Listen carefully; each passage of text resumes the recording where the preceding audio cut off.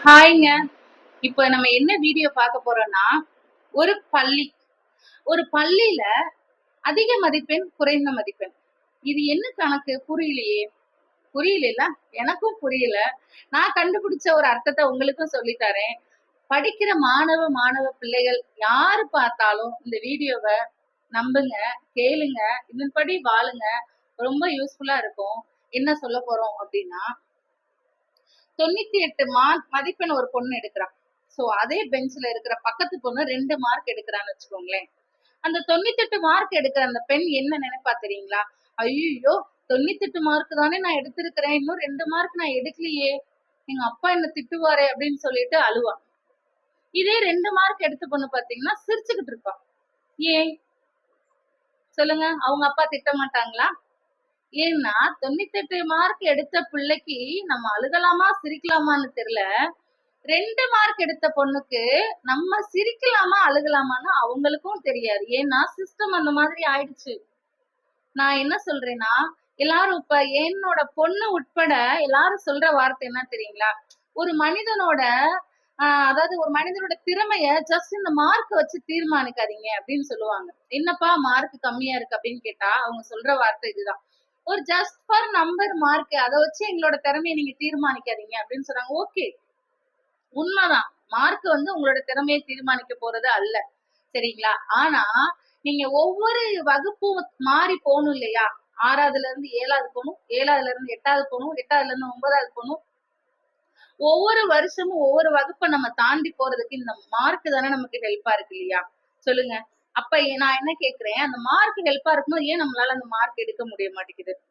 சொல்லுங்க. மார்க் எடுக்கலாம் தானே! எடுத்தா நல்லது தானே!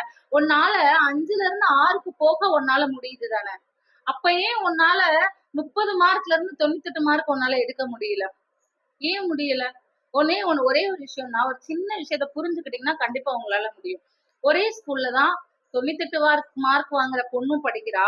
30 மார்க் வாங்குற பொண்ணும் படிக்கிறா. ஒரே கிளாஸ்ல தான் 98 மார்க் வாங்குற பொண்ணும் படிக்கிறா. 30 வாங்குற பொண்ணும் படிக்கிறா. ஒரே கிளாஸ் மிஸ் தான். ஒரே புக்ஸ் தான். ஒரே லாங்குவேஜ் தான். ஒரே எல்லாமே ஒரே பெர்சன் தான். சரிங்களா? ஒரே பெர்சன் தான் எடுக்குறாங்க. ஒரே மாரி தான் ட்ரீட் பண்றாங்க. 98 மார்க் வாங்குற பிள்ளைக்கு தனியா ஒரு கிளாஸ் ரூம் கிடையாது. 30 மார்க் வாங்குற பிள்ளைக்கு தனியா ஒரு கிளாஸ் ரூம் கிடையாது. ஏன் எல்லாருக்குமே சரிசமமா எல்லா விஷயமும் ஒரே மாரி தானே இருக்கு. ஏன் அவளால 98 வாங்க முடியும்னா, உங்களால ஏன் வாங்க முடியாது? அப்போ அவ கவனமா படிக்கிறா. நீங்க மெனக்கிடாம இருக்கிறீங்கன்னு அர்த்தம். நீங்க கவனம் செலுத்தாம இருக்கிறீங்கன்னு அர்த்தம். நான் என்ன சொல்றேன்? பேரண்ட்ஸ்க்கு வந்து உங்களோட ஒவ்வொரு வருஷ பர்த்டே வரும் இல்லைங்களா? 10ல இருந்து 11க்கு போவீங்க. 11ல இருந்து 12 போவீங்க. ஒவ்வொரு வருஷமும் பர்த்டே வரும் பொழுது, நீங்க அந்த அந்த நாள என்ஜாய் பண்ணுவீங்க. புது ட்ரெஸ் போடுறது என்ன? கேக் வாங்குறது என்ன? பட்டாசு வெடிக்கிறது என்ன? ஃப்ரெண்ட்ஸோட என்ஜாய் பண்றது என்ன? ஃபேமிலியோட என்ஜாய் பண்றது என்ன? எவ்ளோ என்ஜாய்மென்ட் பண்றீங்க. எல்லாரும் விஷஸ் பண்ணுவாங்க. எல்லாரும் பிளஸ் பண்ணுவாங்க. நல்லா இருக்கும் இல்லையா? ஆனா, நான் ஒரு மதரா இருந்து நான் சொல்றேன். எங்களுக்கு என்ன தோணும்னா, பெத்தவங்களுக்கு, அச்சச்சோ! 13 வயசுல இருந்து என் புள்ள 14 வயசுக்கு வந்துருச்சு. 15 வயசுல இருந்து என் புள்ள 16 வயசுக்கு வந்துருச்சு. 20ல இருந்து 21க்கு வந்துருச்சே! நம்ம இன்னும் நகை சேர்க்கணுமே! இன்னும் வீடு கட்டலையே! பிள்ளைக்கு சொத்து வாங்கலையே! என்ன நம்ம வச்சிருக்கோம்ன்னு சொல்லி தாங்க பெத்தவங்களுக்கு பதறும். நாங்க அவ்ளோ பதட்டத்திலயும், என் புள்ள இந்த ஸ்கூல்ல படிக்கணும், என் புள்ள நல்லா படிக்கணும், என் பிள்ளை எல்லாரையும் மாரி மார்க் வாங்கணும் அப்படின்னு நினைக்கிறதுல என்ன தப்பு இருக்கு சொல்லுங்களேன்? சொல்லுங்க. நீங்க இப்ப குழந்தையா இருக்கும்போது உங்கள ரசிக்கிறோம், கொஞ்சுறோம், ஆசை ஆசையா கேட்கிறதெல்லாம் வாங்கி தர்றோம், படிக்க வைக்கிறோம், நல்ல ஸ்கூல்ல படிக்க வைக்கிறோம். எல்லாமே நாங்க பண்றோம்ல.